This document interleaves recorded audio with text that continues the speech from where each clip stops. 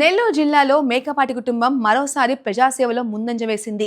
మర్రిపాడు మండలం సింగనపల్లి గ్రామంలో స్వర్గీయ దివంగత మంత్రి మేకపాటి గౌతమ్ రెడ్డి జ్ఞాపకార్థం 5 లక్షల స్వంత నిధులతో ఏర్పాటు చేసిన మినరల్ వాటర్ ప్లాంట్ ను మాజీ ఎంపీ మేకపాటి రాజమోహన్ రెడ్డి, ఆత్మకూరు మాజీ ఎమ్మెల్యే మేకపాటి విక్రమ్ రెడ్డి ప్రారంభించారు.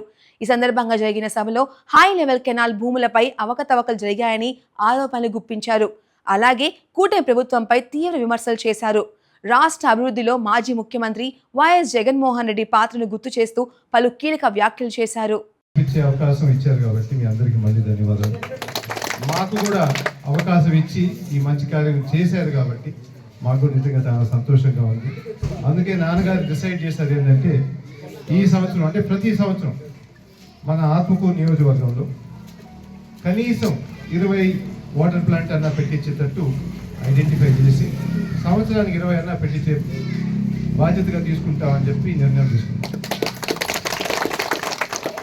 దీంతో పాటు మీ అందరికి ఇప్పటికే తెలుసు, అన్ని పాఠశాలల్లో కొత్త విధాన టీచర్గా ఒక ఎలక్ట్రానిక్ మీడియా అని చెప్పి ఒక వ్యవస్థ తీసుకొచ్చారు. అట్లాంటిది ఇప్పుడు దాదాపు 33 పెట్టున్నాం. మన బ్రాహ్మణపల్లి హై స్కూల్లో కూడా పెట్టున్నారు. ఇది కూడా 100 స్కూల్ కల్లా చేరేటట్టు ఇప్పుడు అందరు టీచర్లు కూడా అందరూ వెనకాల పడి మొన్న ఉదయగిరి ఎమ్మెల్యే పరిగెత్తుకొని వచ్చినారు. వచ్చి అయ్యా నేను కూడా చేస్తాను ఇట్లాంటి 2 మంచి పేరు వస్తున్నట్టు కదా అని వాళ్ళు కాపీ కట్టడానికి తప్ప ఒరిజినల్గా అయితే చేసేవాళ్ళే కాదు. అంటే మన ఈ హై లెవెల్ కన్నా సంగతి తీసుకోండి.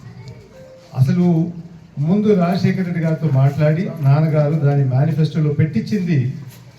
మన నాన్నగారు అప్పుడు ఎంపీగా ఉన్నప్పుడు అయిపోయిన తర్వాత ఆయన చనిపోయిన తర్వాత దాన్ని అట్టు మార్చేసి మళ్ళీ ఆయన పేరు మాత్రం ఆయన పెట్టుకున్నాం, ఆనం హై లెవెల్ కెనాల్ అని చెప్పేసి పెట్టుకున్నాం. మర్రిపాడు మండలం, అనంతసాగర్ మండలంలోనే 13,000 ఇంకా ఎక్కువ వచ్చేది, 1200 కూడా రాదు. 2 మండలాలు మీరు మాజీ చేశారు ఆయన, లేకపోతే ఎమ్మెల్యేగా ఉండేవాడు. మీ క్షేమ ప్రభుత్వం ఏదైనా మీ క్షేమ సమాచారం చేయడానికి అవకాశం ఉండేది. ఆయన ఏదో దురదృష్టం మాజీ చేసేసారు. ఎందుకు వచ్చిందో మీకు కోపం నాకు తెలియదు.